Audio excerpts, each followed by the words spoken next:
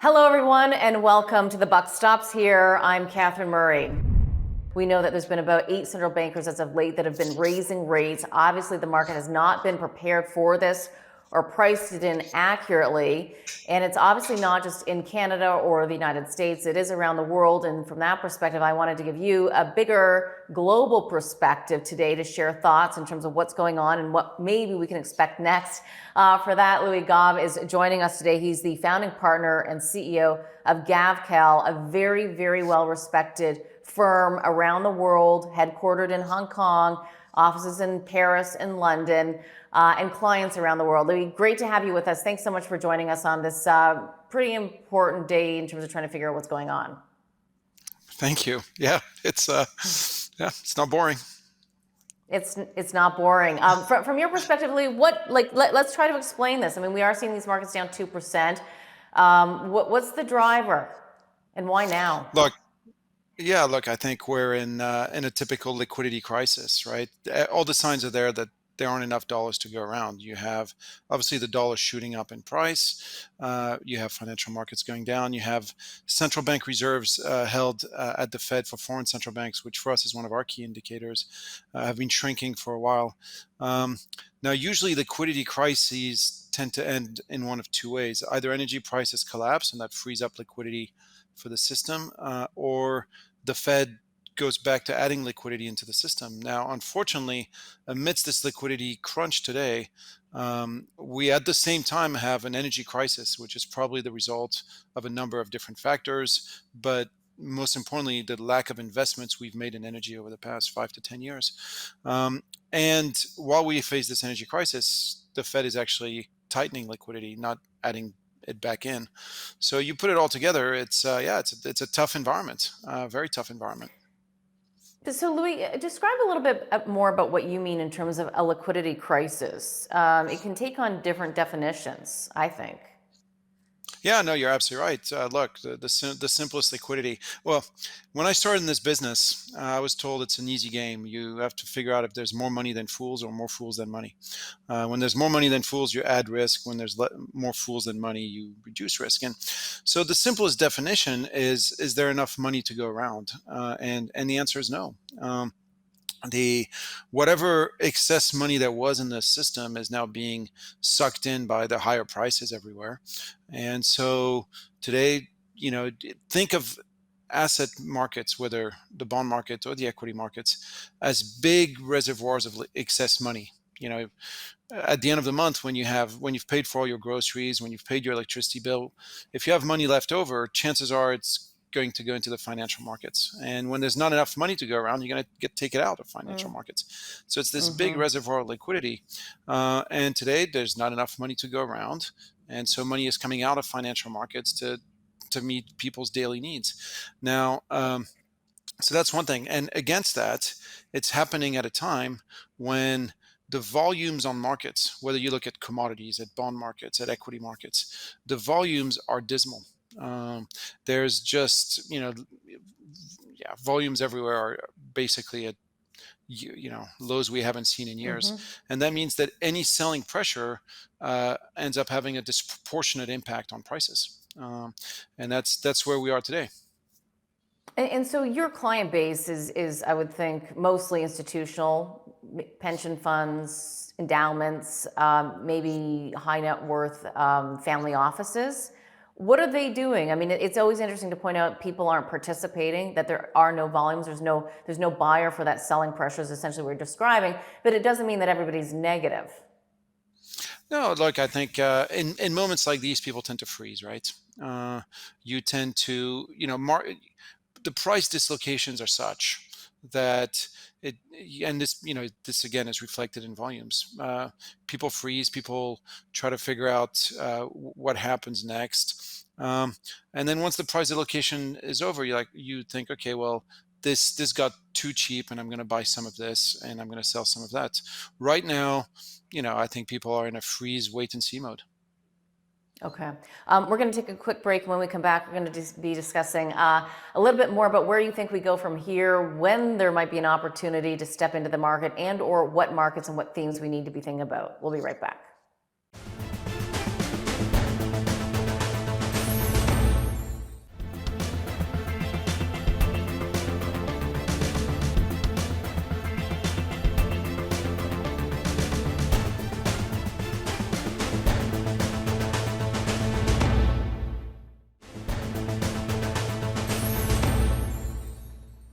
All right, Louis, let's talk a little bit more about where we think this is going. I mean, it looks as though the markets have lost faith in the central bankers, perhaps even around the world. They just seem to be in a selling mode. What do we do with that information? I wonder, is Fed Chair Jerome Powell going to continue with his path? I mean, he sounded adamant that he's absolutely going to continue to raise rates. I don't even know if doing that is going to combat inflation, other than you'll have, significant demand destruction and a very hard landing, which is what the market seems to be pricing in. Or will they backtrack like they've done since 2008? Uh, it's a tough one, but look, the easy part is yes, the markets are losing faith in central bankers. That part is obvious, and yes, we are in the midst of a liquidity crisis, and either when central banks add back liquidity or energy prices collapse. Those are the markers you have to be looking for. So indeed, I think the questions for the coming months is which comes first, and I would tend to think that it will be the Fed folding first. And in that respect, maybe the current setup isn't that different from 2018. In 2018, the Fed was adamant that it would keep rising. The Fed was adamant that it would keep tightening, and as equity markets collapsed, it changed its tune. The difference this time, the big difference, there's two big differences this time. The first, of course, is that back then we didn't have an inflation problem. Today we do. The second big difference is that this time around, the collapse on the bond markets is starting to be really epic. And this collapse in the bond market, to me, is really the linchpin, because the big question mark is, what does that mean for government funding going forward?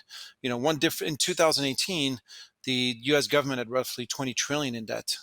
Today it has 31 trillion in debt. 31 trillion in debt to roll over, and the maturity of this debt has been shortened considerably. So when you look at the massive sell-off we're seeing in 2-year treasuries, we're now, it's like, it seems that they've been going up like 15, 20, the yields have been going up 15, 20 basis points a day. Is that because of this perception that the Fed is going to be massively hawkish, or is it because of the fact that the U.S. government is going to start having problem rolling its debt over? And if it does, can the Fed sit back and do nothing? That to me, I think, will be the big question for 2023, whether not the breakdown in the equity markets, but the breakdown in the bond markets end up forcing the Fed's hand. And the answer is, I think it will.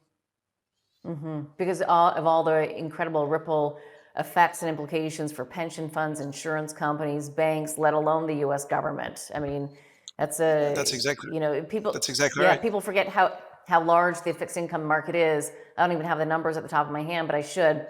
Fixed income versus equities, there's no comparison. Yeah, no, it's absolutely massive, and I think indeed, to your point, that's also the big difference between today's sell-off and the 2008 sell-off. In 2008, people lost money on equities but made it back on bonds. Today, they're losing. If you're a pension fund, a 60-40 portfolio, an endowment, you're losing money on both sides of that equation. So much so that the capital destruction this time around is actually greater than it was in 2008. In 2008, the capital destruction was around $10 trillion. We're already at over 15 trillion just for the US markets. We're already over 15 trillion of capital destruction because, again, it's the bonds plus the equities. And yes, to In your what point. time period, Louis? That I didn't know that. 15 trillion of destruction Oh, just year to already, date. and more than the fund. Yeah, just Wow. year to date. Yeah, that's more than Okay. 2008. So and so indeed, to your point, who's on the other side of that capital destruction? A lot of that is pension funds. Your state pension funds, your municipal pension funds. Remember, they came into this crisis already underfunded. Uh, Yeah. they were all underfunded, and now all of a sudden you lose 20-25% on your bonds, you lose 20-25% on your equities. You haven't even begun. You lose whatever you've put abroad. You lose because the U.S. dollar has been shooting up, and you haven't begun to realize your losses on the VC and the private equity. That's still to come. So Right. no, the big story for 2023, I think, will be the underfunding of U.S. pension funds and the underfunding of uh, municipal funds, etc. And yes, against that backdrop, can the Fed keep tightening? I think it'll end up forcing the Fed's hand. Yeah, and especially, of course, the midterm elections. We also, when we think about crisis situations, and you talk about how do you fix the liquidity situation, and that, of course, oil declining. We're seeing that today for sure. I mean, these stocks are down 10% at least in some cases. But when we come back, I want to get your take in terms of what's going on with the EU energy crisis and the impact that that might have on European productivity, products, exports, and what we might think of at home here in North America on that front. We'll be right back.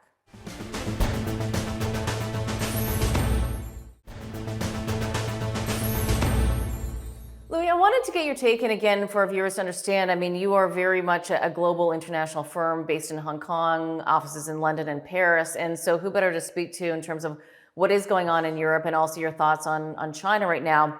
Let's just start with the EU energy crisis. We read in the paper here, or I get to read in your research, the potential of energy rationing in Europe and all the complications that come from that. How do you see this playing out? We can't even quite imagine that here at home, and I think we need to be able to imagine it. Well, look, I think that's been one of the factors driving the sort of parabolic rise in the US dollar, right? If you think that Europe is going to face a winter indeed of energy rationing, um, then obviously you can't possibly deploy capital in Europe. Energy is one of these core needs that if it's not met, then you enter into the risk of political crisis, etc. Now, I actually want to believe that Europe will muddle through this, and it'll muddle through in a way that it always has, which is by basically breaking every rule it set for itself before that. Europe has a track record on this. It sets these rules, and then when the rules become inconvenient, you sort of let them go by the wayside.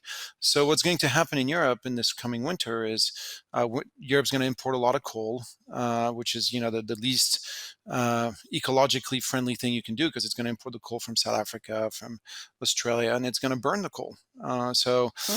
Europe will go through this winter. I don't think grandma will freeze alone in her apartment. We're not going to let that happen.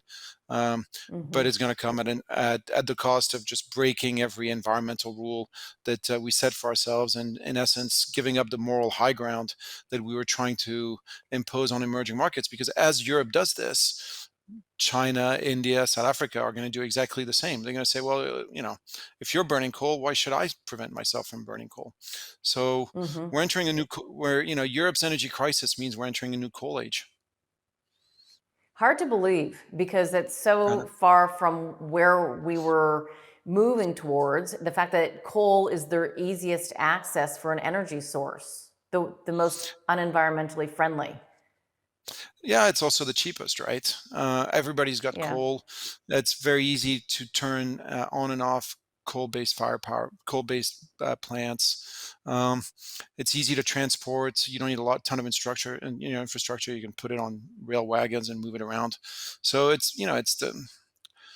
the default. Yeah. And yes, to your It, point, when you go back a year and a half ago, we had COP 2024 at Glasgow, and everybody promising to never use coal again, etc. It's times change, and here we yeah. are. And do you think then that there's an opportunity in coal? I mean, are people investing in this? I mean, I think it'd probably be hard for pension funds to do this because they didn't even want to invest in oil or nat gas. Oh, there's a massive opportunity. Look, most of the coal mine names are trading at 1x EBITDA, 2x EBITDA. They're trading at dividend yields of 15%. They're buying back their shares. And yes, to your point, the reason they're trading at these levels is nobody can buy them. So governments are going to be changing the rules for the utility companies so that things don't go cold. But they haven't changed the rules. The ESG rules for the money management companies haven't changed. So the opportunity set for the retail investor, the guy on the streets who can both stomach the volatility of these things and says, okay, you know what? For the next 3 years, these things are going to be massive money makers. Yeah, the opportunity is enormous. And do you think from looking at those opportunities, do you want to own a coal company in Africa or Europe? Where do you think the best Everywhere. region is for Doesn't this? matter. Well, Everywhere. I would Okay. say that the big difference, I think the big risk on any energy company, whether coal, gas, oil is going to be the windfall taxes, right? Because these companies are going to be generating outsized profits. So you want to own them in jurisdictions where the government, Mm. you think, you look at the profits these guys are going to make and you think, oh, this is great, I want to have these profits. And you want to avoid being in a jurisdiction where the government comes in and says, actually, these profits you thought were yours, they're not yours, they're mine. I'm going to take them away. Well, Um, yeah, because isn't that what they're trying to and do in Europe? yeah. So that's the risk in Europe. That's the risk of, and there's not a ton of coal companies listed in Europe. There's a couple in Poland, and that's roughly it. Um, so I think you want to own them in the U.S. In Australia also has a history of windfall taxes, right? So I'd be wary of owning it there. But in the U.S., in Canada, I think the political reality of both of these countries, past the midterm elections, assuming you have a Republican Congress, you're not going to get windfall taxes. In Canada, it's Mm-hmm. unlikely that Trudeau can push one through given how unpopular he's become. So I think there Okay. you're pretty safe. All right. We'll be right back.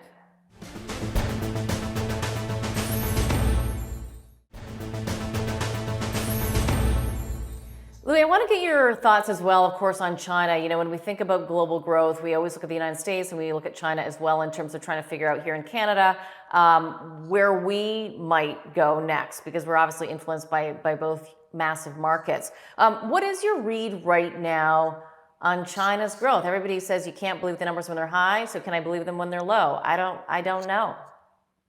Oh, you can believe him when they're low. Look, Okay. I think the real challenge, the first real challenge, I would say, when you look at China, is that the global economy is slowing down right now, right? And so we have this slowdown in global growth, and for the past really 20 years, each slowdown in global growth, we were let out of the slowdown with China reaccelerating. This was definitely the case in 2008, but it was actually the case in 2002, 2003. It was the case in 2011 and again in 2015. And for a number of reasons, it's not right now. It's not happening. The world is slowing down, and China is slowing with it. And the Chinese government isn't doing really anything to just, well, not much to put a floor on growth and re-stimulate. In fact, quite the contrary. The government is really a hurdle to growth with the continued pursuit of zero COVID. Now, when you look at China, the big question for me is whether this sort of break on growth through zero COVID, through the real estate crackdown, et cetera, whether that continues post the party Congress. The Chinese Communist Party gets together every 5 years. You get these big Congress. The next one starting in October 16th in Beijing. And for me, there's a number of questions that come out of that Congress. The first is, does the zero COVID policy continue? And does Xi Jinping remain in charge of the COVID policy? Because if he does, then that's problematic. If they pass on the COVID policies to somebody else, that'd be quite encouraging. The second big question mark is what happens to Xi Jinping himself. Is he enshrined as dictator for life? In which case, the political risk in China goes way up. Or is it a case that the party sort of regains control of the state apparatus and says, look, yes, Xi Jinping is important, but the party is more important than Xi Jinping? That'll be the big political questions that comes out of this coming Congress. And the answer to that, I think, will determine a lot of people's appetite to increase risk in China or not. And then the third big question is, what do they do about real estate? The big problem on real estate is you have a lot of property developers going bust, which means that nobody wants to put a deposit for real estate anymore, because you put your deposit, the property developer goes bust, and you lose your deposit. So the obvious answer to that is China needs to do something like an FDIC sort of insurance scheme for property developers, so that people who put deposits don't lose them.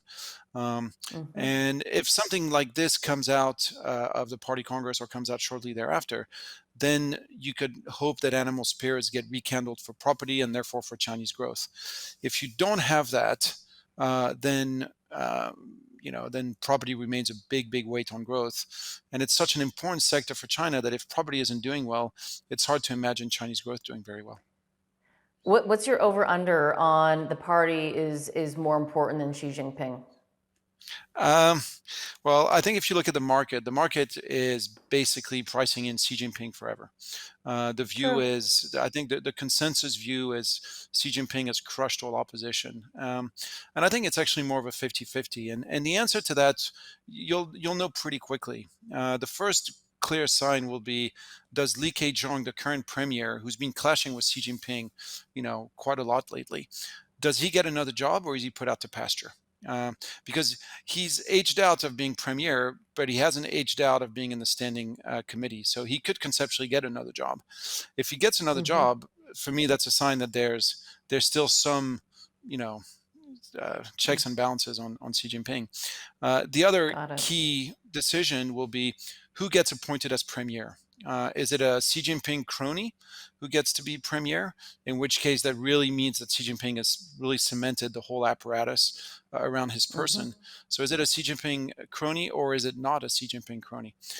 If you come out of the party congress with not a Xi Jinping crony as premier and Li Keqiang in another job, I think actually the market will like that a lot, and Chinese equities will rally, the Okay. renminbi will rally, um, and that'll be Yep. quite in a world where it's hard to get good stories right now. That'd be a good story. Okay, that's great. Louis, we only have 10 seconds left, but it sounds like go long coal. Is there any other thing you'd go long in this market, real quick? I'd go look. I have been and remain long all forms of energy and emerging markets. I like how emerging Okay. markets are not getting crushed in this liquidity crisis. Okay, got to leave it there. Great to see you. Thank you. Thank you very much.